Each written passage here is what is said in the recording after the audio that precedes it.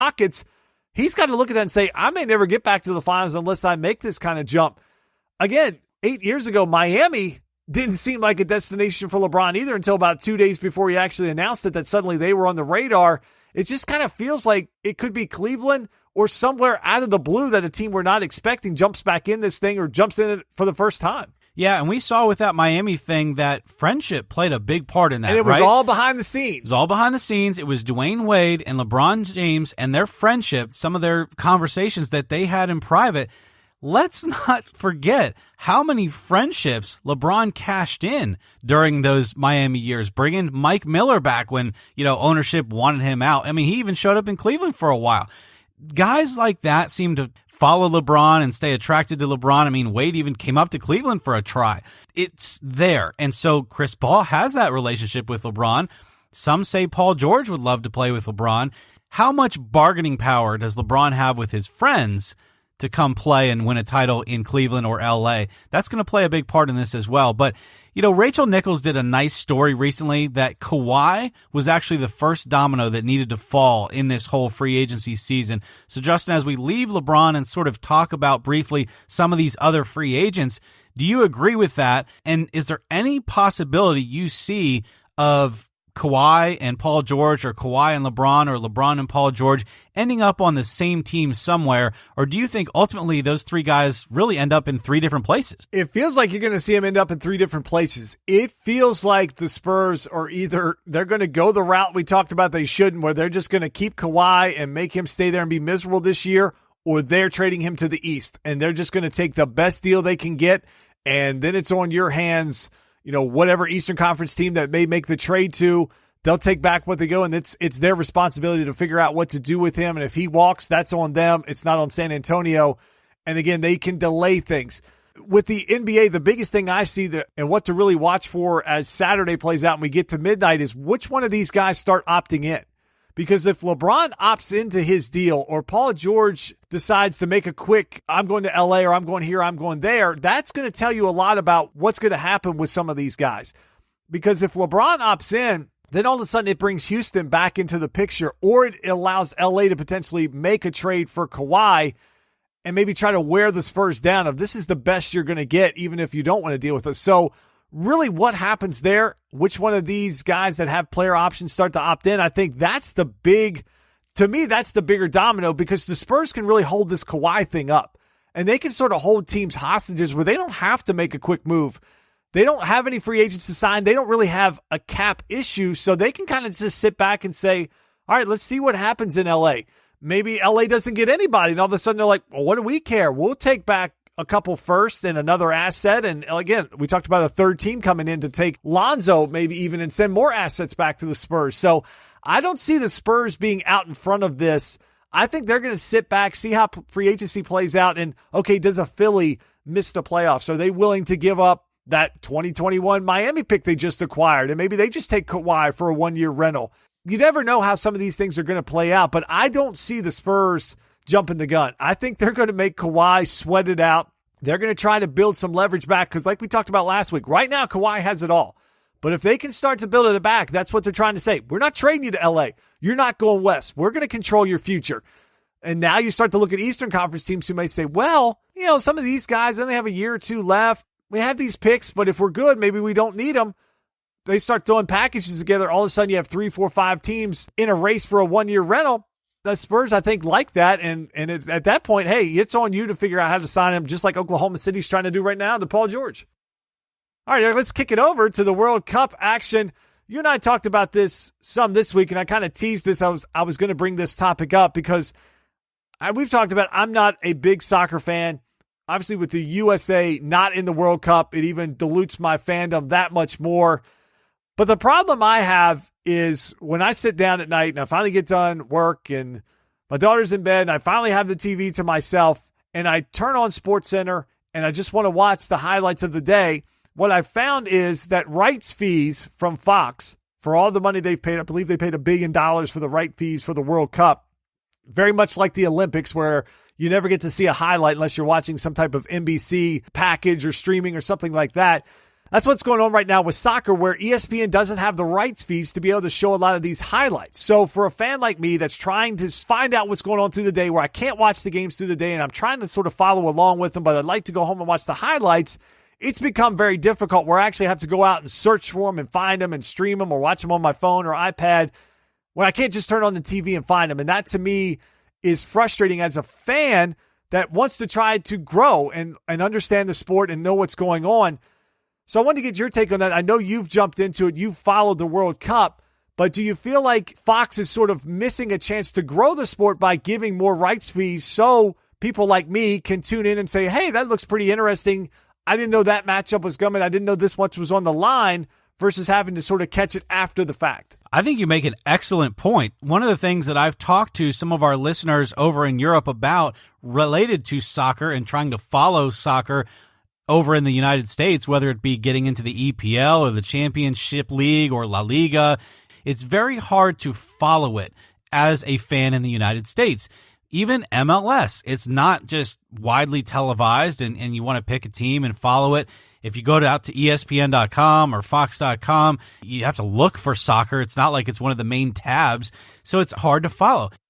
I think you and I have a slightly different sales job in the sense that I think you're wrapped up a lot more than I am, where I'm either in the operating room or driving, and I spend a lot of hours driving. So for me, I've been fortunate that I've caught a lot of these games on Sirius XM radio and been able to follow it that way.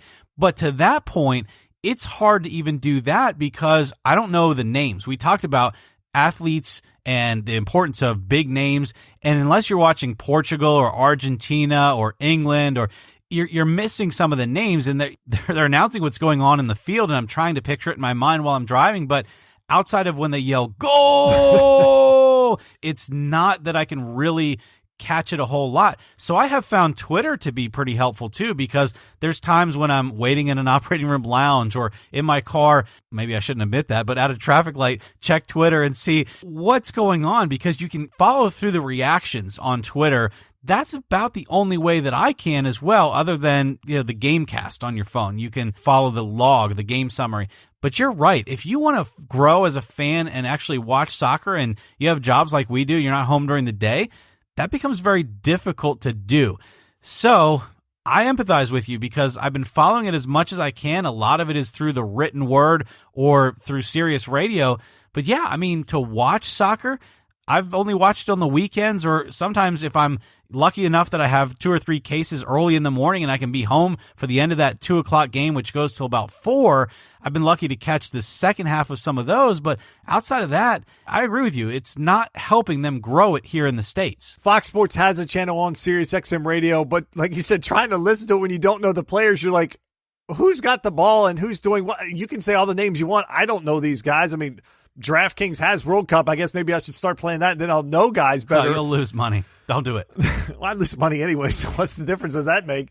But the one story that has come out, the one that we talked about in the pre-show, was the fact of the struggles of Argentina, which didn't seem like it was fathomable to take place, especially when you have one of the best players in the world in Messi on the roster. They just squeak into the knockout round. Have they been the most disappointing in terms of their group play? Oh, absolutely. Messi didn't score until this third game of group play, and that was a huge score. Unfortunately, they gave up a tying goal, and then the game went almost to the end. If they had scored a draw in that game and played to a draw and got 1 point with Nigeria, they would have been out. They wouldn't be going to the knockout stage. But they score again in almost the 86th minute, and that was pretty exciting on radio, I can tell you that, because you can feel it. I mean, much like playoff baseball, there are some things with soccer that translate well over the radio, and when the goal happens, that translates well, and I knew that with 3 minutes plus stoppage time remaining, they were going to have a pretty good chance of finally advancing. As we record this here on Tuesday night, 4 of the groups are done, and we know who's going to be advancing. 4 of the groups are yet to play. Unfortunately, in Group E and Group F, which is going to happen on Wednesday, which will be the day after we record this, but the day prior to when this episode comes out, there will be a lot to talk about, especially in Group F with Mexico, Germany, Sweden. A lot of iterations could still happen there. Brazil being in Group E, a lot of people will talk about Brazil and whether they get through. Group G, which will happen on Thursday when the show releases, England and Belgium are already in, so there wouldn't be much to talk about there anyway. And then we'll have to see if Colombia can unseat Senegal or Japan to get in from Group H. But the 4 groups that are settled, there's not a whole lot of surprises, Justin. So early on, last week, we talked about there was a few surprises that could mess up in the group stage. But out of Group A, Uruguay and Russia, the favorites, they advance. Out of Group B, it was a hard way to get there. Spain made it through, and they're to the next stage with Portugal out of Group B. Iran put up one heck of a fight in that group, but unfortunately for them, they fall into third and just a little shy. Group C, not much of a surprise there. France and Denmark will go through.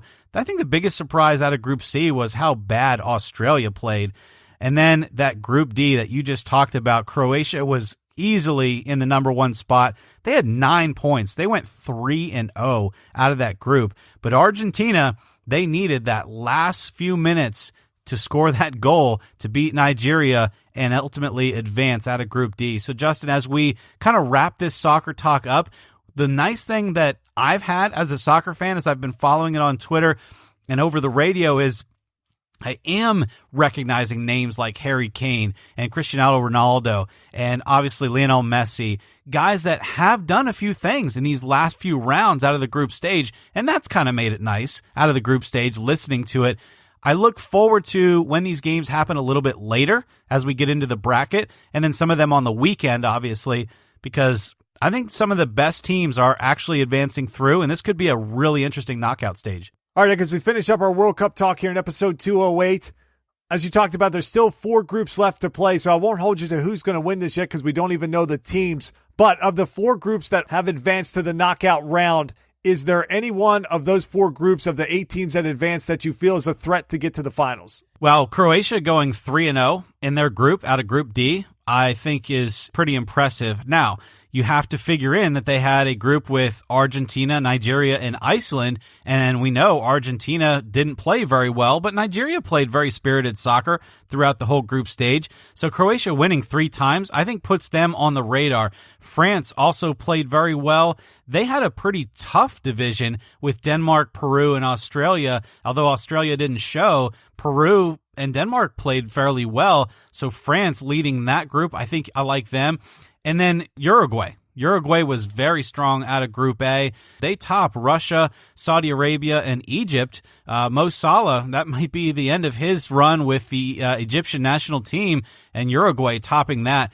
Spain and Portugal, they don't really scare me because they just didn't look that impressive out of their group. Now, I've talked to some soccer fans who say, I think they just assumed that they would get to the knockout stage, so we don't know if we've seen their best soccer. Cristiano Ronaldo played fantastic during the group stage, scored a lot of goals, and was very impactful for Portugal.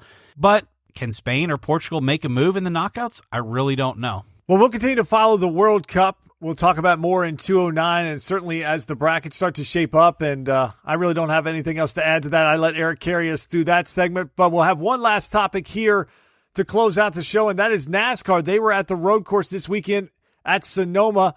The road courses have been some of the more exciting races over the past 4 or 5 years for NASCAR.